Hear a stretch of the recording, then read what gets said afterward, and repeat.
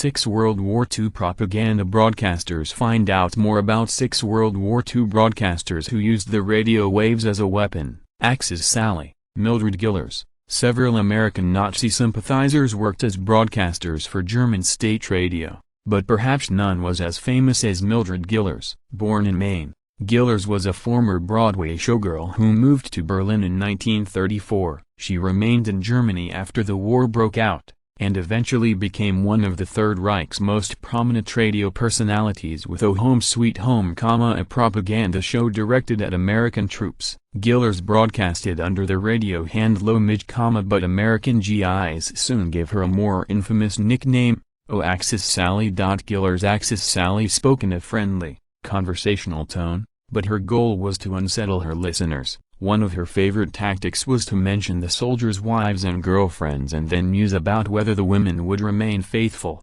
especially if you boys get all mutilated and do not return in one piece. Prior to the Allied invasion of France, she also starred in a radio play, called O Vision of Invasion, as an American mother whose son needlessly drowns during the attack. Like a lot of propaganda, Gillers' radio shows rarely had their desired effect. Many GIs only listened because they found them funny, but she was still considered a traitor by the U.S. government. When the war ended, the voice of Axis Sally was arrested and eventually spent 12 years behind bars. Lord Haw Haw, William Joyce. Beginning in 1939, millions of Britons regularly tuned into a German propaganda broadcast hosted by a smug Nazi sympathizer nicknamed O Lord Haw Haw. Several men were identified with the name, but it was most famously associated with William Joyce, an American-born fascist who had spent most of his life in the United Kingdom. Joyce was an outspoken acolyte of Adolf Hitler who had fled to Berlin at the beginning of the war. He soon joined the state broadcasting system, where he found an outlet for his particularly fiery brand of rhetoric. Speaking in a clipped, cosmopolitan British accent, Joyce's Lord Haw Haw dished out taunts and pro-Hitler rants intended to break the spirit of his beleaguered listeners. In between chastising Jews and the British government, he would gleefully report on the most recent casualties of the Blitz, often warning his audience to expect further punishment from the German Luftwaffe. Joyce's influence waned in the later years of the war, and he was eventually captured near Flensburg, Germany in 1945 after occupying British troops recognized his famous voice. Found guilty of aiding the enemy, Britain's most famous turncoat was executed by hanging in January 1946. Tokyo Rose, Eva Toguri. More than a dozen female Japanese broadcasters were dubbed O Tokyo Rose, but the nickname was most famously linked to an American named Eva Toguri, a native of Los Angeles. Toguri was stranded in Japan after World War II broke out while she was visiting family members. She eventually took a job at Radio Tokyo, where she found herself ushered into a role as an on-air presenter. Using the handle O Orphan and the smoky-voiced Toguri soon became a legend of the Pacific Theater. By late 1943, thousands of GIs regularly tuned into the 0 Hour, a radio show where she played pop music in between slanted battle reports and put downs aimed at U.S. troops. Toguri's prominence saw her branded as one of the war's most notorious propagandists, but evidence shows that she was not a Japanese sympathizer. Not only did she refuse to renounce her U.S. citizenship, she often willfully undermined her anti-American radio scripts by reading them in a playful, tongue-in-cheek fashion, even going so far as to warn her listeners to expect a subtle attack on their morale. Nevertheless, Toguri's program became conflated with more vicious propaganda,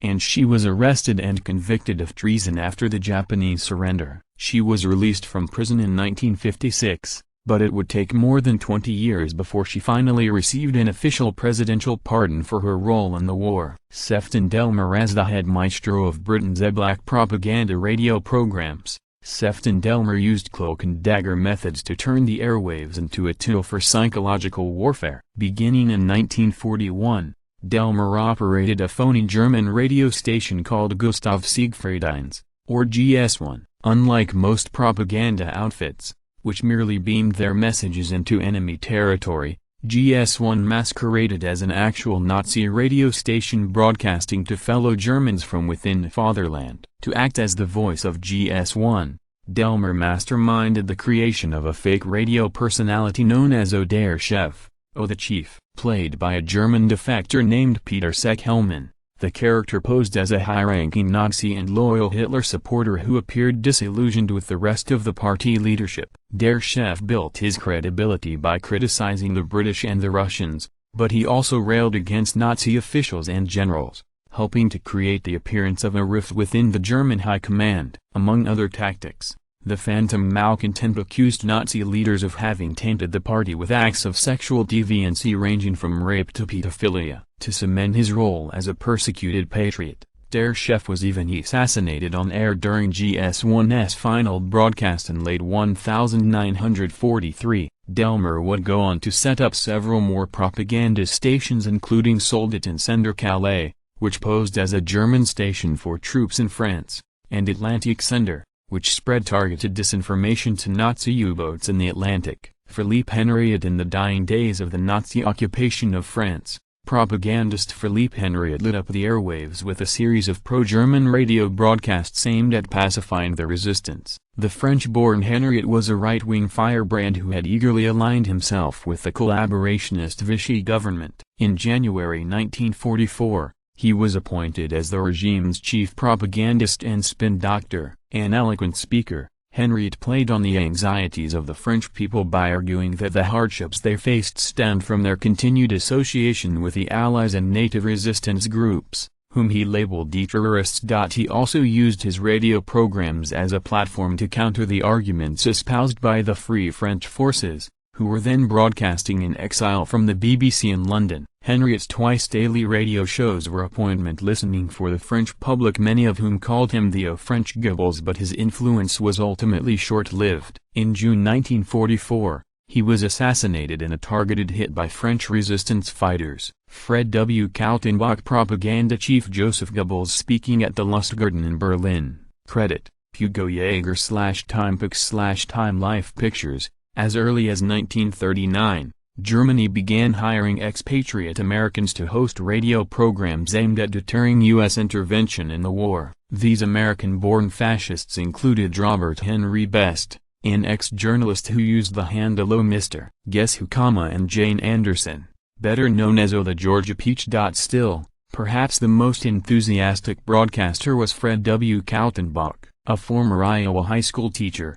Kaltenbach had been fired in 1936 after he tried to organize an American copy of the Hitler Youth. Following his dismissal, he moved to Berlin and became host of one of the first German radio programs produced for Americans. He soon earned the nickname O Lord Hee Haw for his homespun style and similarity to the British propagandist O Lord Haw Haw. Kaltenbach's show took the form of fictional letters to his American friends back home in which he championed a policy of isolationism and railed against the evils of Jews and the British Empire. After the United States entered the conflict, he began broadcasting pro-Nazi news stories along with attacks on Franklin D. Roosevelt, whom he labeled a warmonger. Kaltenbach's diatribe saw him charged with treason along with 7 other American propagandists, but he never faced trial. Captured by the advancing Red Army, he disappeared shortly after the war ended and was later reported to have died in Soviet custody.